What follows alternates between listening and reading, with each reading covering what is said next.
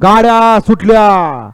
फायनलचा फेरा या मैदानातला सुटला आणि लढत चालू झाली.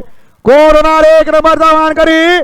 खालच्या साईडनं महिवी आणि शंकर पळतोय. अतिशय सुंदर आणि लढत झाली. इकडनं लाडू तिकडनं महिव्या. लढत झाली आणि मधनं तोंड काढलं होतं 6 नंबर तासावल्या गाडीनं. घडलंय काय बघा.